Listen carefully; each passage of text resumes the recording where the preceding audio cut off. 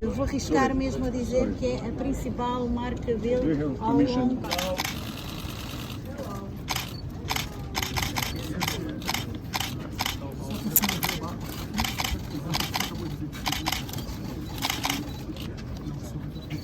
First of all, I would like to express my enormous appreciation to Minister Alexander Kubrakov, not only because of his hospitality, but because during these 4 months, he has always been in the first line of the negotiations. And his wisdom, his competence, and his determination were vital for an agreement in the end to be reached, involving the UN, Turkey and Ukraine, and on the other hand, UN, Turkey and the Russian Federation.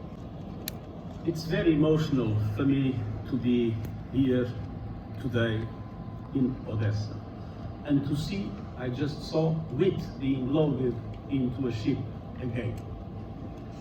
It's obviously a reason for joy, but it is also emotional because of the sadness I feel looking into this wonderful harbor and looking into these terminals practically empty, with the possibility that this harbor has to develop Ukraine and the whole region being cut off because of the war.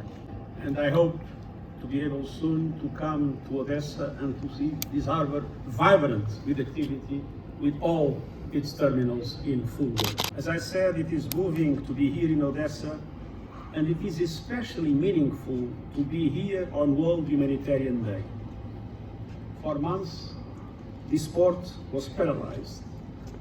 Ships like those here were within minutes of sailing fully loaded with grains and other cargo. These vessels were ordered back.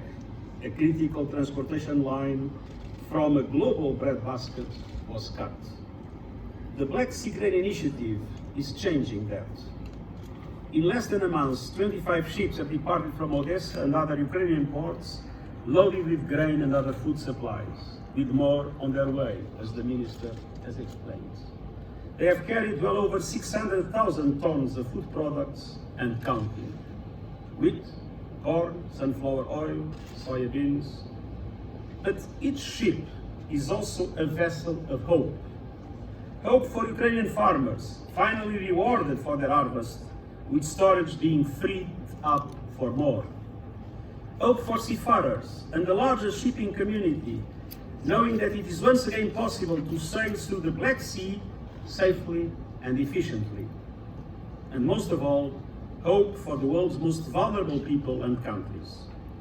Here from Odessa, on World Humanitarian Day, I want to make a special appeal to the wealthier world for those bearing the brunt of the global food crisis.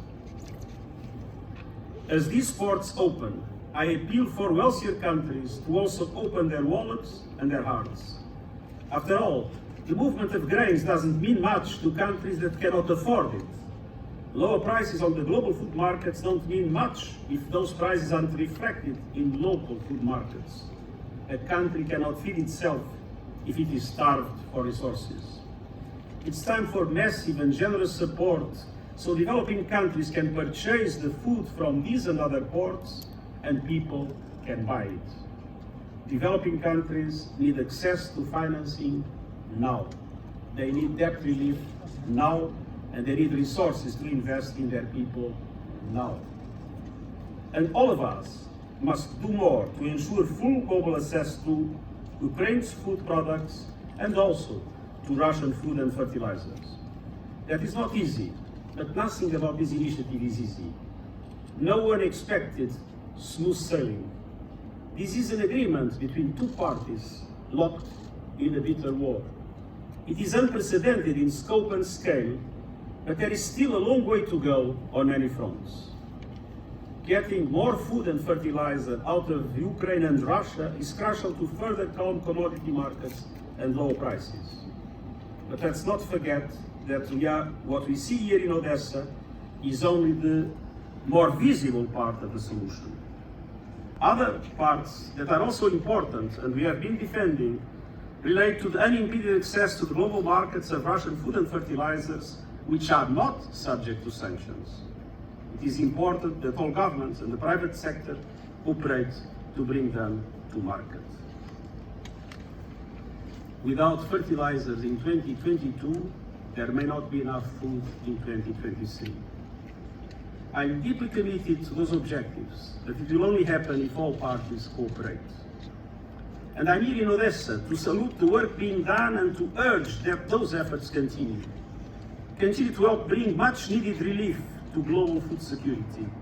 Continue to improve global food supply and stabilize markets, and continue to improve the welfare of the most vulnerable, especially those trapped in the most fragile humanitarian contexts. Let us spare no efforts to keep this life-saving effort going on and to work for peace.